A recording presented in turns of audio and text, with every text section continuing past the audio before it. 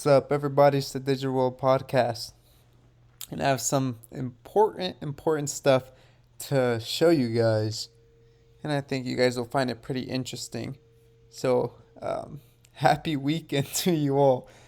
But here is more of a more serious topic, and I know a lot of the time we talk about pretty serious things, and it comes with the times, and I think my goal has always been to you know show you guys this news, right? That doesn't mean we don't enjoy um, what we have, the things that we hold dear. I think that's very important in life. And regardless of of that, we still need to be aware of the things that are happening, so we're not blindsided. Here's a post by Mike Maloney. He said, "America will never be destroyed from the outside. If we falter and lose our freedoms, it will be because we destroyed ourselves." Abraham Lincoln. So it's the attacks on our liberties, the attacks on our policies from within, whether it's through infiltration, etc., that destroy a nation. It's from the corruption within the state as opposed to um, outside external forces, is what he's trying to get at. And right now, it's more evident than ever that that is the case. We're seeing it play right before our very eyes. Now, I'm going to play you a clip here and listen to what she says because she's speaking truth here. Plague laws, this is not the first time in history that plague laws have been used to centralize control. Control of transportation, control of labor, control of banking and bank accounts, control of all the different kinds of capital that make up human civilization. But the COVID laws are particularly draconian in the history of plague laws because not only do they control labor, transportation, banking, but now with advances in digital technology, we're looking at complete control through the banking system of 100% of all assets, ultimately. So what happens here? For many, many years, most of us have grown up in a world in the Western democracies where we have a balance of power between the bankers and the people. The central bankers control monetary policy, and the people vote for an electorate that controls fiscal policy. Now what we're watching with COVID laws all around the world is the central bankers moving in and exercising essentially a coup d'etat, where they take control of fiscal policy as well. And again, with the advances in digital technology, vaccine passports will not be about health. Vaccine passports are part of a financial transaction control grid that will absolutely end human liberty in the West. For many years, I have fought and written against central control of the financial system. We've centralized more and more capital, more and more control. And we've done it with tactics called divide and conquer. And we've all experienced many different divide and conquer tactics, men against women, black against white. But now we have a new one called the vaccinated versus the non-vaccinated. Because if you're going to centralize control of every aspect of people's lives and literally strip them of their assets and their property rights, you need a new, more venal divide and conquer, and we can't let that happen. Okay. And that's, we see everything that's happening to this point. And she's very well spoken.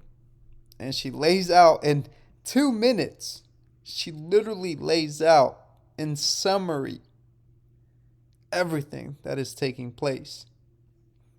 Now, let me remind you, Klaus Schwab, what does he think about the Great Reset? What is he thinking about the things that are happening? And he's told us beforehand what this all means. Excellencies, dear participants, what pleasure to be together again. and to design the future. Design we the are future. here to develop the great narrative, a story for the future. And I would like to refer to His Highness Sheikh Mohammed bin Rashid Al Maktoum, the Vice Chairman and Prime Minister of the United Arab Emirates and the ruler of Dubai, who told us that in order to shape the future, you have first to imagine the future, you have to design the future, and then you have to execute. What better place for such a meeting than Dubai? I came here the first time 47 years ago, and it was a small Greek minister, and now it's one of the most vibrant cities, one of the most inclusive cities in the world. So here, I think the next 2 days, we will look how we imagine, how we design, how we execute the great narratives, how we define the story of our world for the future. How do we execute and prepare for the future? I mean, he's telling you right there. They're not preparing for the future, but they're preparing the future. You know what's interesting? This reminds me. There's a Catholic cardinal, his name's Cardinal Turkson, who was sent as ambassador of the Pope for I forget what meeting, but he said that the Pope had sent him to prepare the future, not prepare for the future. And it's interesting because I'm hearing the same tune from the Catholic Church and the World Economic Forum. And I know George Gammon talks a lot about, the World Economic Forum and these elites. But how about if these were intertwined and connected? Because the tune sounds awful familiar.